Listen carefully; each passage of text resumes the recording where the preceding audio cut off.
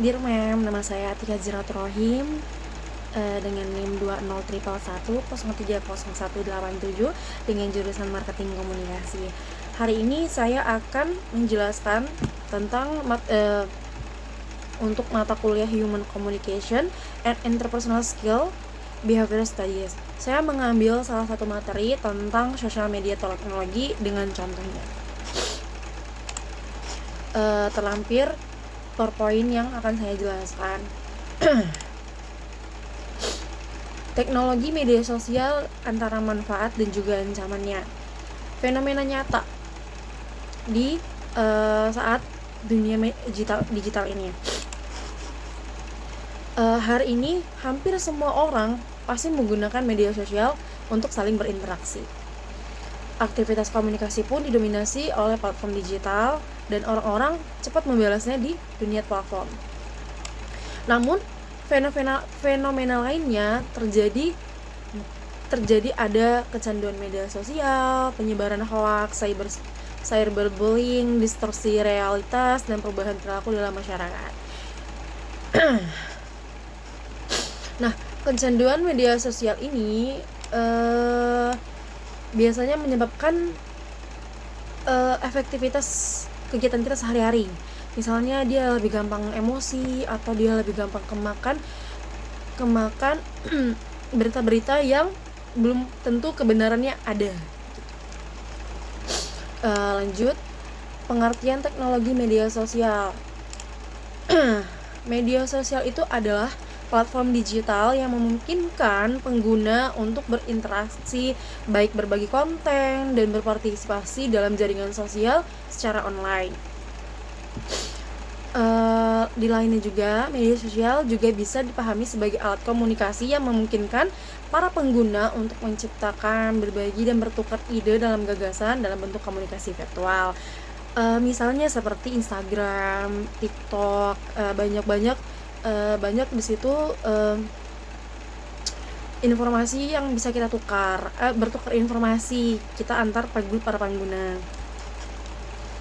Okay, next, dampak pada komunikasi manusia.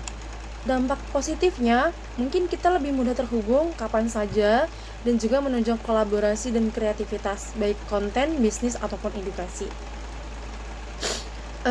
Negatifnya, komunikasi menjadi dangkal dan tidak bermakna, munculnya kecanduan validasi, baik like, komentar, dan isolasi sosial.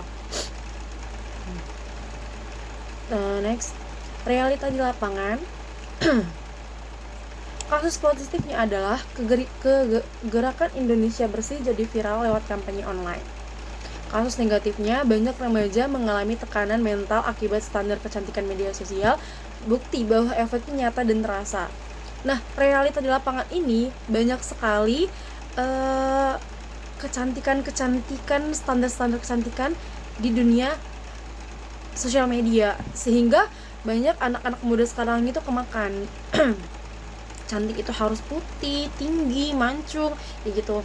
Jadi anak-anak yang merasa tidak seperti itu, dia mungkin perlahan-lahan akan mengubah fisiknya atau merasa kalau sudah masalahnya ini sudah tirus, sudah putih, merasa belum puas, dia akan menambahkannya lagi. Nah, itu dampak negatif dari sosial medianya.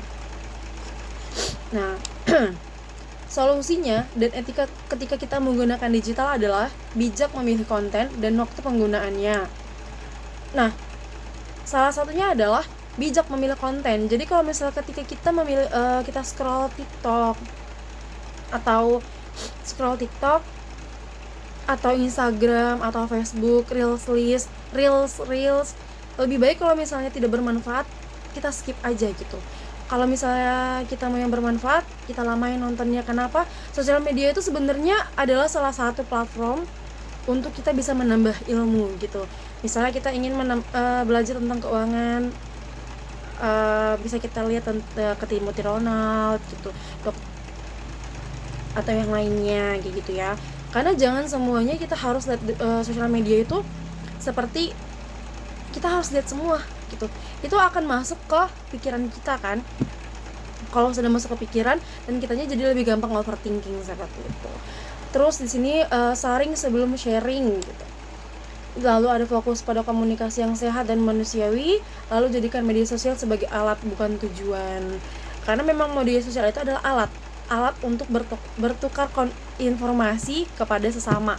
Jadi jangan sampai karena sosial media ini adalah wadah, terus karena wadah yang kita pakai itu salah, jadinya kena di diri kita sendiri gitu. Jadi untuk memasukkan sesuatu ke dalam pikiran kita atau sesuatu yang masukkan ke dalam kita tuh harus kita pilih gitu, agar kitanya pun bisa menjaga diri sendiri. Penutupnya adalah media sosial itu bukanlah suatu musuh, tetapi juga bukan sahabat sejati. Kita bisa mengatur ingin jadi pengguna cerdas atau korban algoritma seperti apa.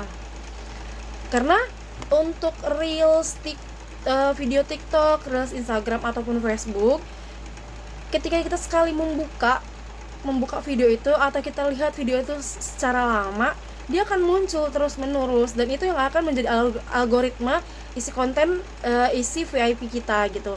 Jadi kalau misalnya kita ingin melihat yang bermanfaat, lebih baik kita melihat yang bermanfaat daripada kita berlama-lama yang membuang-buang waktu yang tidak mendapat faedah. Kalau misalnya kita ingin mendapat ilmu tentang ilmu agama, bisa lihat platform-platform digital dari Ustadz Adi Hidayat, Ustadz Somad, seperti itu. Kalau misalnya ingin lihat keuangan, bisa lihat Timothy Ronald, atau misalnya ingin belajar matematika, bisa lihat Jerome Pauline, seperti itu. Jadi jangan membuat diri kita itu ke sosial media itu membuang-buang waktu, tidak ada gunanya, seperti itu. Jadi kita tuh bisa mentolerir diri sendiri. Ada juga media sosial akan mencerminkan siapa kita sebenarnya, tergantung bagaimana kita menggunakannya, begitu. Nah, bijak bersosmed, hidup lebih sehat. Jadi untuk teman-teman, alangkah baiknya juga kita bijak bersosmed, hidup lebih sehat.